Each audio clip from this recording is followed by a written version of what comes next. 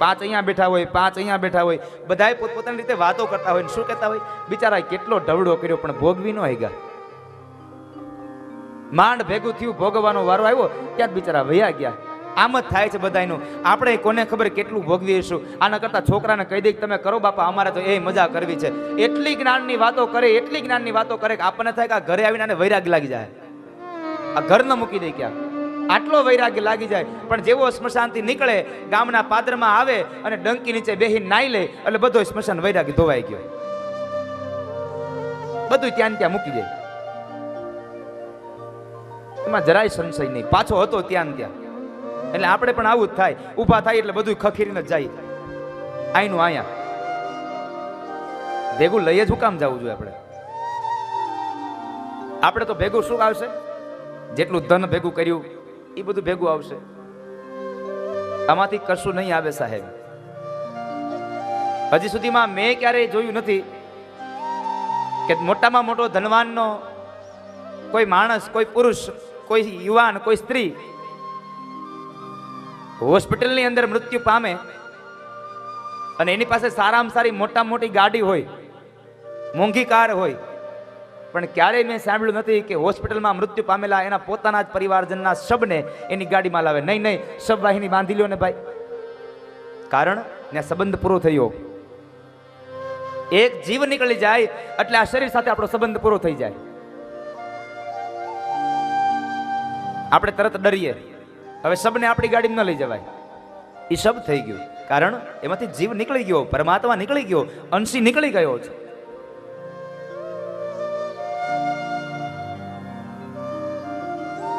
ક્યારે હજી સુધીમાં કોઈ મોટી કારમાં આપણે એને લાવ્યા હોય આવું બન્યું જ નથી. બસ એના માટે શબ વાહિની બાંધી લ્યો,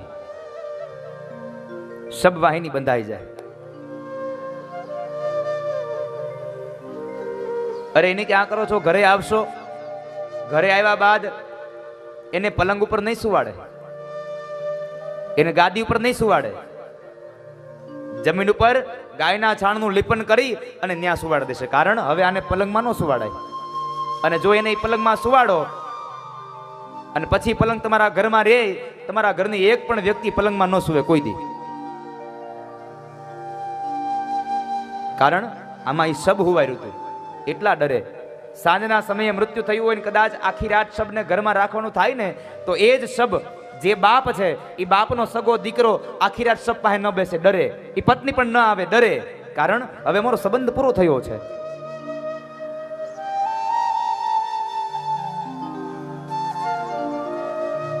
સંબંધ જીવ સાથે હોય છે સાહેબ. રડે ખરા, પણ કોના માટે રડે છે હજી આ જગતના કોઈ માણસને ખબર નથી પડી. ક્યારે તમે જો માણસ મૃત્યુ પામે ત્યારે રડો છો, શું કામ રડો છો? કોના માટે રડો છો? જો તમે જીવ માટે રડતા હોય તો જીવને તમે કોઈ દિવસ જોયો નથી, તો એના માટે શું કામ રડો છો?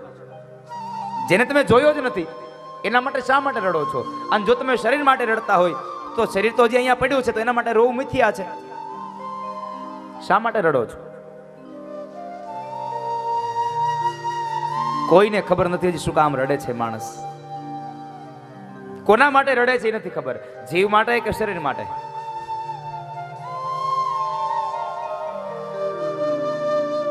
ભગવાને સુંદર મજાનો આ દેહ આપ્યો, આ દેહને સાર્થક બનાવજો બાપ. નહીં ગાડીમાં દેહને લાવે, અરે ઘરે આવીને કદાચ હાથમાં વીંટીઓ રહી ગઈ હશે, બધી વીંટીઓ કાઢશે, એમાંની એક વીંટી કદાચ આંગળી ફૂલી ગઈ હશે ને વીંટી નહીં નીકળે ને તો વીંટી કાપી લેશે કે હવે બાપુજી નો વાગે, કાઢી લ્યો. એ કાપીને કાઢી લેશે, જવા નહીં દે. અને પછી એના મોઢામાં હરિદ્વારથી 10 રૂપિયાની 3 પવિત્રી લાવ્યા હોય, એ ત્રામાનો કવડો મૂકે, આ પવિત્રી લ્યો. આટલો જીવ આપણો હાલે. હજી સુધીમાં મેં નથી જોયું ક્યાંય કે કોઈના મોઢાની અંદર ક્યારેય સોનાની વીંટી કોઈ મૂકી હોય. ત્યાં ત્રાંબાનો જ કવડો, ત્રાંબુ જ પવિત્ર, બીજું કઈ પવિત્ર જ નહીં. ન જવા દઈએ. પહેરલા કપડા કાઢી લઈએ, નવું ખાપણ ઓઢાડી દઈએ. ક્યાં સુધી? સ્મશાન સુધી. સ્મશાને જઈને ખાપણ પણ કાઢી લઈએ છે. કંઈ ભેગું નથી લઈ જવા દેતા. ભેગું આવશે તો માત્ર તમારું કરેલું સત્કીર્તન, તમારું કરેલું સત્કર્મ આવશે, તમારું કરેલું પુણ્યનું ભાથું ભેગું આવશે. બાકી કશું તમારી સાથે નહીં આવે આ જગતમાંથી. મારું મારું કરીને ધન મેળવ્યું રે, મારું મારું કરીને ધન મેળવ્યું રે, એમાં તારું નથી તલભારયંત, કાળે સગું નહીં કોયનું રે, એમાં તારું નથી તલભારયંત, કાળે સગું નથી કોયનું રે. અંતકાળે કોઈ સગું નથી. મારું મારું કઈ બધું ભેગું કરશો પણ બધું અહીંયા જ પડ્યું રહેશે. કોઈ દીકરાઓ સાથે નહીં આપે. અને જો મારું હોય ને એ સાથે આવે સાહેબ.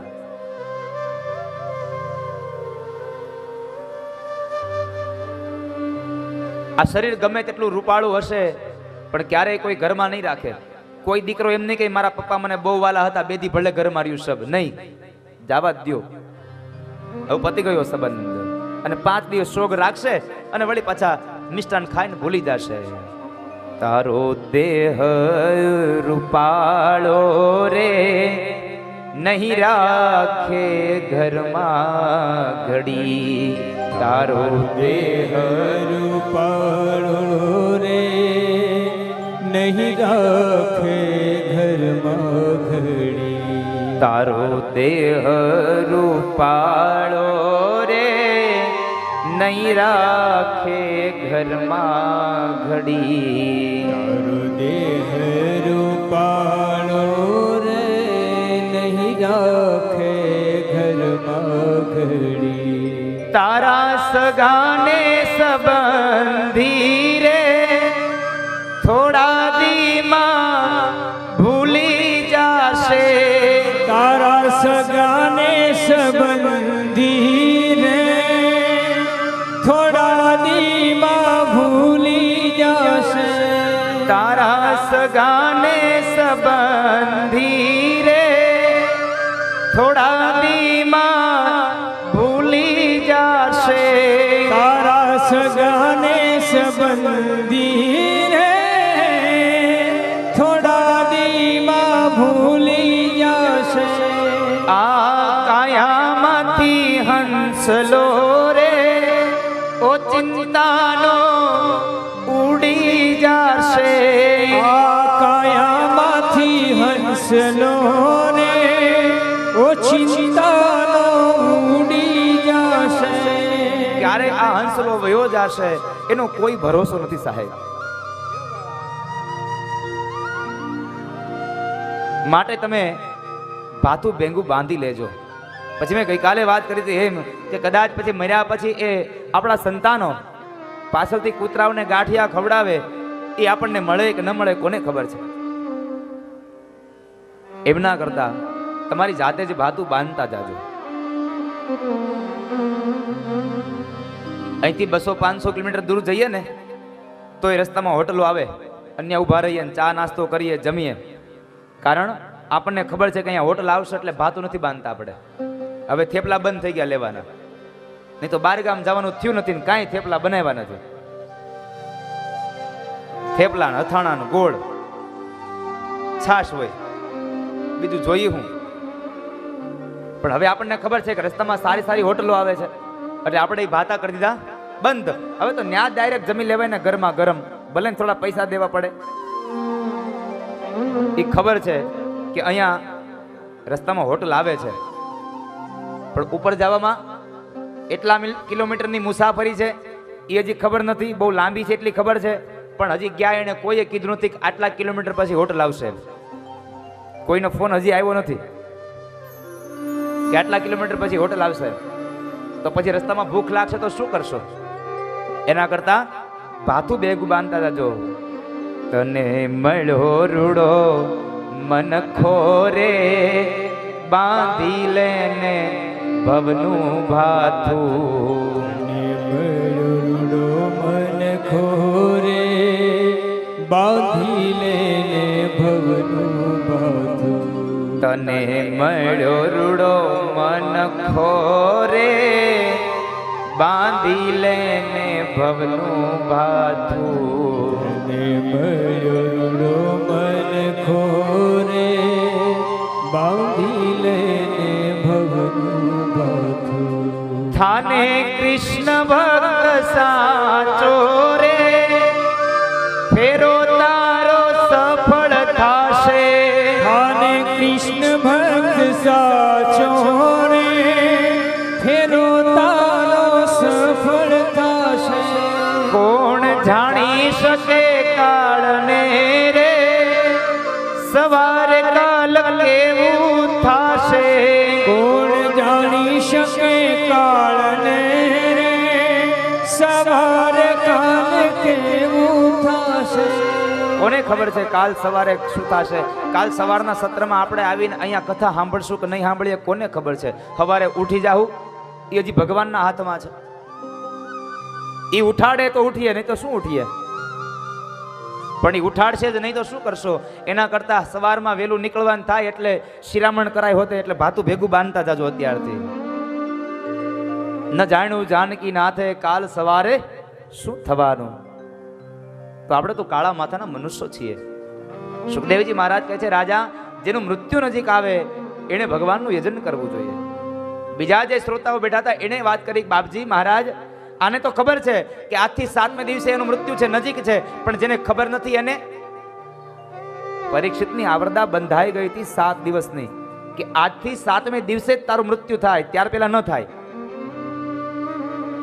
જ્યારે આપણી આવરદા આપણને ખબર નથી કેટલી આવરદા બાકી છે, પણ એક વાત નક્કી છે કે પરીક્ષિતનું મૃત્યુ 7મે દિવસે હતું અને આપણું મૃત્યુ 7 દિવસમાં છે.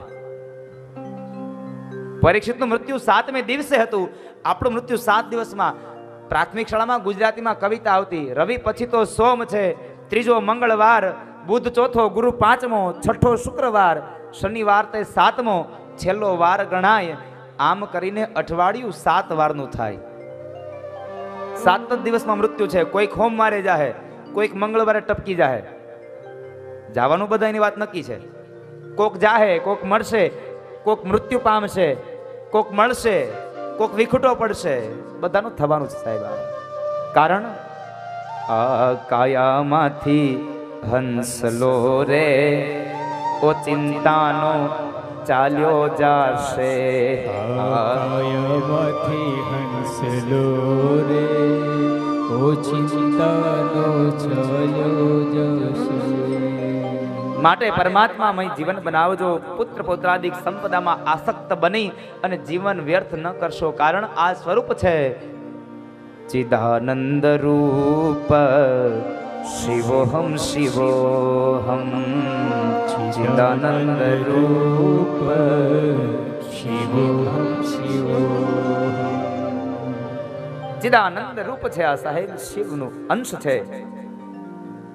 માટે જેણે પણ ભગવાને જીવાત્મા પ્રત્યેનો અધિકાર આપ્યો છે, માણસ હર હંમેશા ભગવાનનું યજન કરજો, પરમાત્માનું રટન કરજો. ત્યારબાદ ભાગવતનો આરંભ થયો. વર્ણ વ્યવસ્થાની વાત બતાવી, આ જગતના નિર્માણની કથા બતાવી, ભગવાનના આ વિરાટ સ્વરૂપ છે આ જગત એની વાત બતાવી. અને સુખદેવજી મહારાજ રાજા પરીક્ષિતને કહે છે રાજા આ જગતમાં દરેક જીવાત્માને મુક્તિ મળવાની છે. કોઈને આજ મળશે, કોઈને કાલ મળશે, કોઈકને આ જન્મે મળશે, કોઈકને બીજા જન્મે મળશે.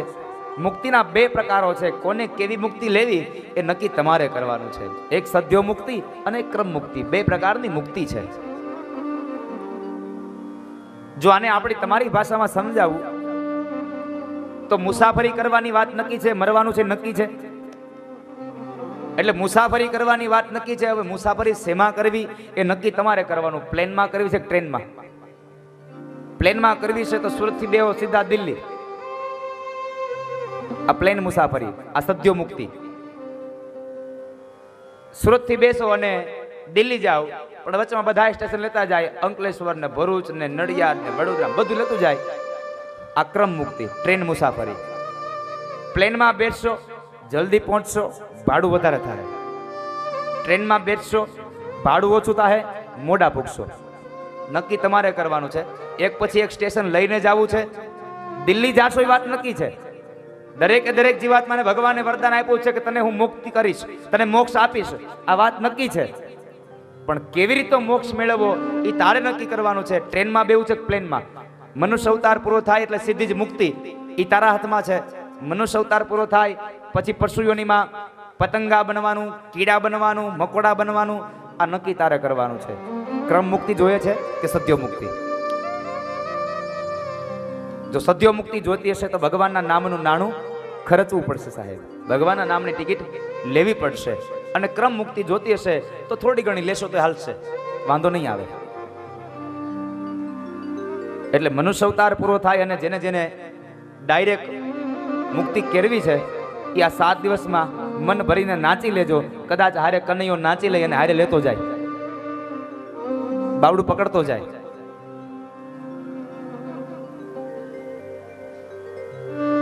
ભાવથી સબ નાચી લેજો બાપ, ગાઈ લેજો કૃષ્ણના ગીતને. અને આપણે ગાવા માટે તો અહીંયા બેઠા છે, બીજું શું કરીશું? એને કથાઓ સાંભળીને આનંદ કરીશું અને નાચી કૂદીને આનંદ કરી અને પરમાનંદની અનુભૂતિ કરીશું. ઘણા લોકો હોય, હમણાં જોતો હોઉં ને કથામાં, હું નાચવાનું કહું ને એટલે 50% લોકો તો માંડ ઉભા થાય, ક્યારેક ક્યારેક 30% થાય, 50%ની ઉપર તો ક્યારેય જ ગયા જ નથી કોઈ. એ વિચાર કરે કે આપણે ઉભા થાવું ને, કદાચ કોઈક બાજુવાળો કે આને ભક્તિ સમરા કાઢી ગઈ. એલા ઈ ભલે કે બોલવા વાળા બોલ્યા કરશે, તું તારું વિચાર, તું તારું જો. અને નરસૈયો કહે છે, હરીને ભજતા હજી સુધી કોઈની લાજ જતા દીઠી નથી. હરીને ભજતા સુધી કોઈની લાજ જતા દીઠી નથી. જેણે જેણે હરીને ભજ્યા છે એમાં ક્યાં કોઈની લાજ ગઈ છે સાહેબ? એમાં લાજ ન જાય, એમાં તો પોઠો પડીને ભાગે. જેણે જેણે હરીને ભજ્યા છે એમાં આપણી લાજ નહીં જાય, લાજ હરીની જશે. નરસૈયો કહે છે કે એ કનૈયા, આ કામ મારું નહીં, આ કામ તારું છે. અને જો તું નહીં આવે તો લાજ મારી નહીં જાય, લાજ તારી જશે. બધાય કહેશે કે તો તને નરસૈયો માને છે, આ લાજ તારી ગઈ. માટે કનૈયા કામ તું કરજે, મારી આ જવાબદારી નથી, જવાબદારી તારી છે. અને જ્યારે આવું તમે ભાવ રાખો ત્યારે કૃષ્ણ આવી અને તમારા કામ કરી જાય. ચાહે પછી એ નરસિંહ મહેતાના પિતાશ્રીનું શ્રાદ્ધ હોય તો ભલે, અને કુંવરબાઈનું મામેરું લઈને જવાનું હોય અને એમાં પથ્થરો હોનામાં મૂકવાનો હોય તો ભલે સાહેબ.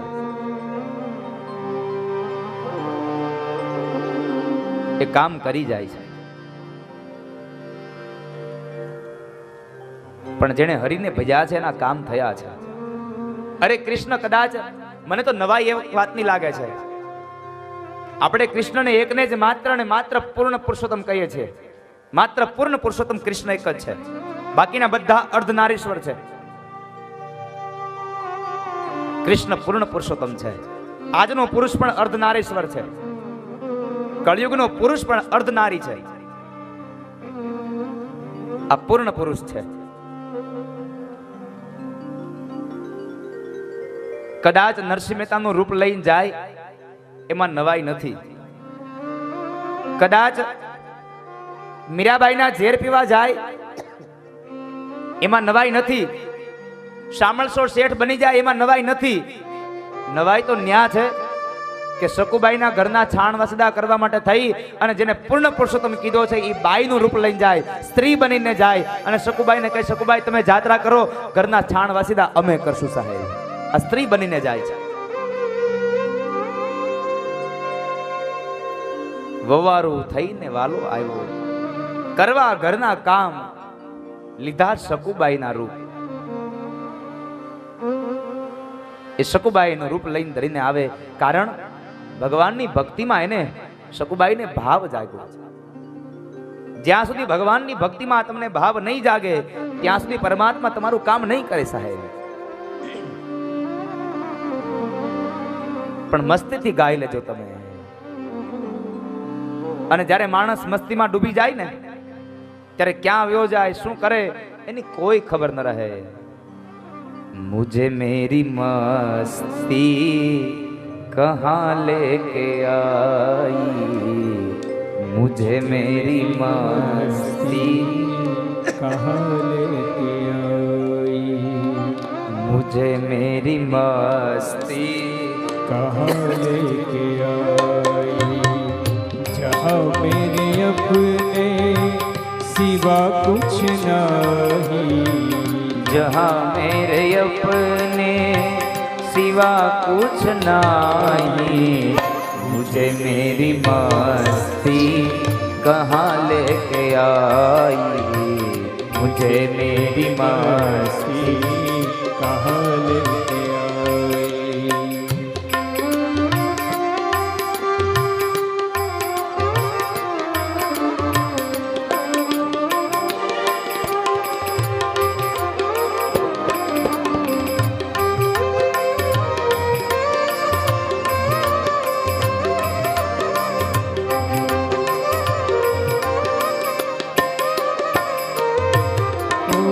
पता जब लगा मेरी हस्ती का मुझको,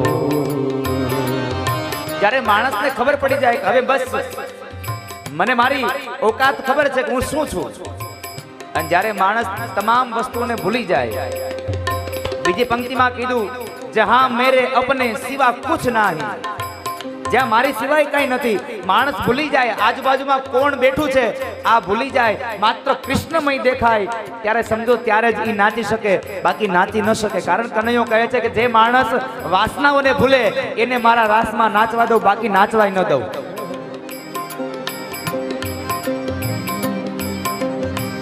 पता जब चला मेरी हस्ती का मुझको, पता जब लगा मेरी हस्ती का मुझको, सिवा मेरे अपने, सिवा मेरे अपने कहीं कुछ भी नहीं,